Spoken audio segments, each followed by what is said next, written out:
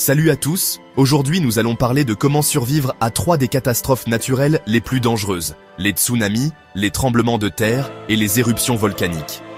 On ne sait jamais quand la nature va se déchaîner, c'est pourquoi il est crucial de savoir comment réagir dans ces situations d'urgence. Croyez-moi, j'ai fait face à de nombreux dangers dans la nature, des déserts brûlants aux jungles impitoyables, et je peux vous dire que la préparation est la clé de la survie. Dans cette vidéo, nous allons vous donner les connaissances nécessaires pour augmenter vos chances de survie face à ces catastrophes naturelles. N'oubliez pas que chaque seconde compte, alors soyez attentifs et préparez-vous à affronter l'impensable. Imaginez-vous, vous êtes sur une plage magnifique, le soleil brille, l'océan est d'un bleu profond. Soudain, l'eau se retire de la côte à une vitesse anormale, exposant le fond marin comme jamais auparavant. Ce phénomène, aussi étrange soit-il, est l'un des signes avant-coureurs les plus clairs d'un tsunami imminent.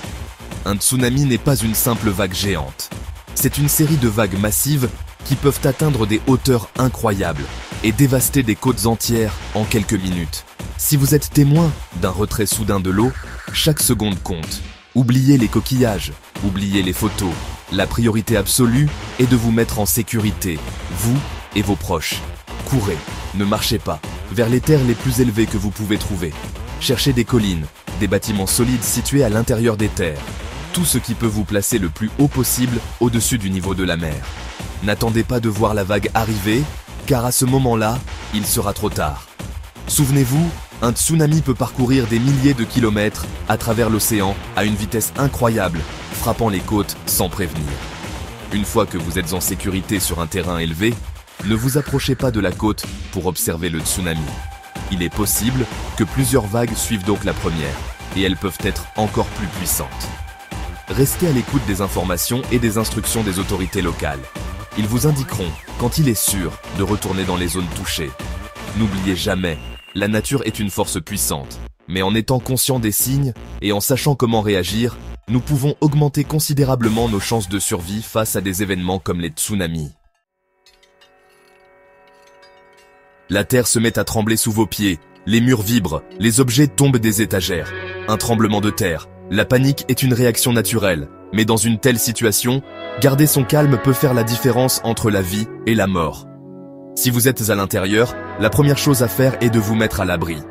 Trouvez rapidement un meuble solide, comme une table ou un bureau, et glissez-vous en dessous. Protégez votre tête et votre cou avec vos bras, et attendez que les secousses cessent. Si vous ne trouvez pas de table solide, placez-vous contre un mur porteur, loin des fenêtres, des miroirs et de tout objet susceptible de tomber et de vous blesser. Ne vous précipitez pas vers les sorties, car les escaliers et les couloirs peuvent être encombrés de personnes paniquées, ce qui augmente le risque de blessure. Si vous êtes à l'extérieur, éloignez-vous des bâtiments, des lignes électriques, des arbres et de tout ce qui pourrait s'effondrer sur vous. Essayez de trouver un espace ouvert et restez-y jusqu'à la fin des secousses. Une fois le tremblement de terre terminé, soyez extrêmement prudent.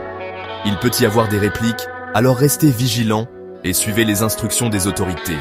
Vérifiez s'il y a des blessés autour de vous et portez secours si vous le pouvez en toute sécurité. N'oubliez pas que les tremblements de terre peuvent se produire n'importe où et n'importe quand. En connaissant les consignes de sécurité et en réagissant calmement, vous augmentez vos chances de sortir indemne de ce type de catastrophe naturelle.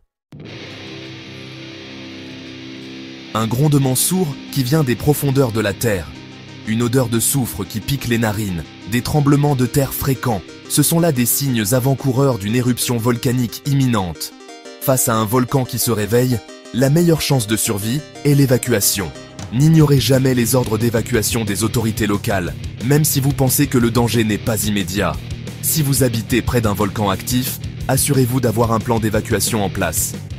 Identifiez les itinéraires d'évacuation les plus sûrs et les points de rassemblement avec votre famille.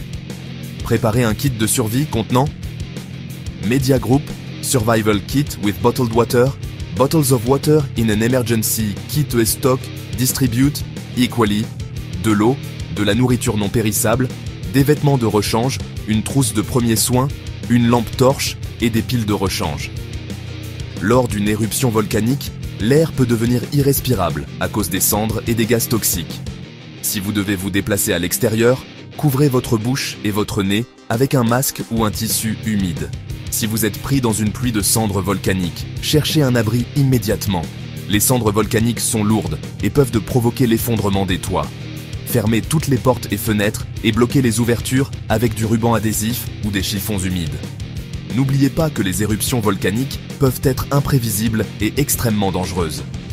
En étant préparé, en suivant les instructions des autorités et en agissant rapidement, vous maximisez vos chances de survie face à la fureur du volcan.